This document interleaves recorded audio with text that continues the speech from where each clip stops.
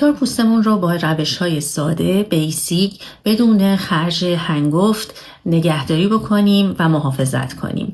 کارهایی را که من خودم در دهه 20 سالگیم شروع کردم و الان خیلیاش رو به دخترام که 13 سالشون هست هم توصیه میکنم که میتونن انجام بدن از الان. در طول روز میخوایم پوستمون رو از استرسورهایی که توی محیط هستن، توی انوایرمنت هستن محافظت کنیم، مثل نور خورشید. اولین کاری که میکنیم پوستمون رو میخوایم از آلودگی ها تمیز کنیم با آب ولرم، با کلینزرهای ملایم. از اونهایی که خیلی قوی هستن من دوری میکنم، چرا که میتونه پوست رو تحریک کنه، اذیت کنه. همچنین میخوایم پوستمون رو مرطوب بکنیم. مرطوب کننده هایی مثل هایالورونیک اسید میتونیم اضافه بکنیم.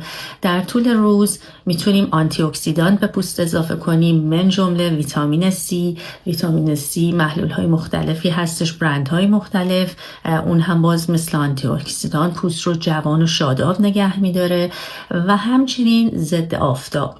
حتما در طول روز میخوایم ضد آفتاب بزنیم، دوباره محافظت کنیم پوستمون رو از نور خورشید که میتونه خیلی آسیب بزنه. در شب برعکس میخوایم اجازه بدیم به پوست برای ترمیم شدن و استراحت کردن و دوباره رجوونیت و جوان شدن، بازسازی کردن خودش. و این زمانی هستش که میخوایم اون وقت از کرم های استفاده بکنیم مثل رتینول، مثل اون ویتامین A و پپتاید ها، اگزوزوم ها. اینها چیزهایی هستش که در طول شب استفاده میکنیم. محلول های مختلف، برند های مختلف.